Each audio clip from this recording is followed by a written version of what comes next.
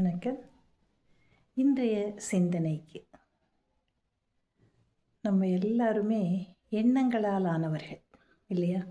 மனசில் ஏகப்பட்ட எண்ணங்கள் நமக்கு இருக்குது.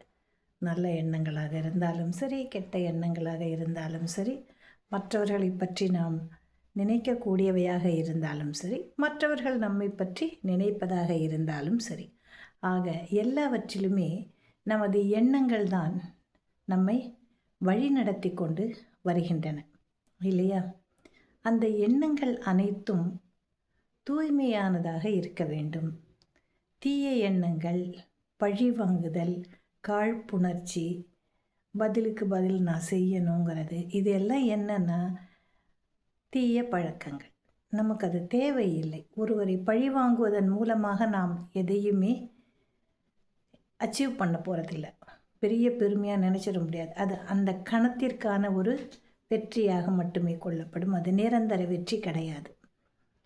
மனசில் மற்றவங்களை பற்றி பொறாமப்படுறது, பழி வாங்கிறது, அவனை பற்றி அவதூறுகளை பரப்புவது, இது எல்லாம் என்னென்னா தீய எண்ணங்கள்.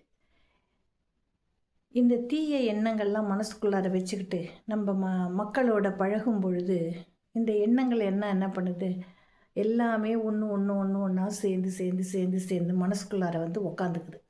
ஏன்னா ஒவ்வொருத்தருக்கும் நம்ம ஒன்று வச்சுருப்போம்.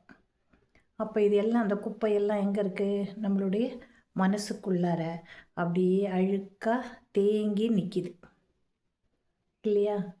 சரி, அந்த மாதிரி தேங்கி நிற்கக்கூடிய எண்ணங்கள் எப்படி இருக்கும் அப்படின்னாக்கா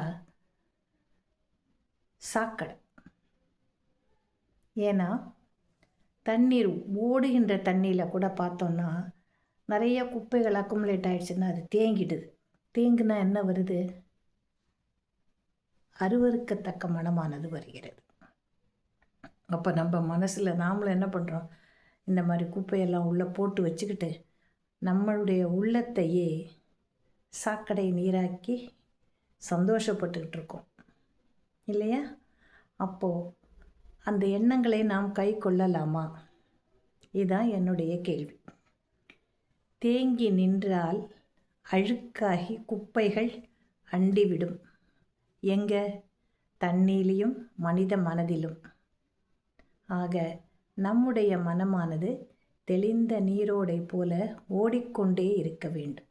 ஏன் ஓடணும் அப்படின்னா, அதில் அடித்து குப்பைகள் எல்லாம் அடித்து செல்லப்படப்பட இது ஓடிக்கிட்டே தான் இருக்கும். தேங்குச்சுன்னா சாக்கடை ஆகிடும். அப்போ இந்த மாதிரி குப்பையான எண்ணங்களை நாம் என்ன செய்யணும்? வீசி எறிந்து விட்டு அழகாக ஓடிக்கிட்டே இருக்கணும். வளைந்து நெளிந்து குதித்து. ஏன்னா போகிற பாதை எப்படி வேண்டுமானாலும் இருக்கலாம். ஆனால் அந்த பாதைகளை மிக அழகாக லாகவமாக நாம் கடந்து செல்ல வேண்டும். சாக்கடைகளாக தேங்கி நின்று விடக்கூடாது. இதுவே இன்றைய சிந்தனைக்கு. நன்றி. நாளை மீண்டும் இணையலாம்.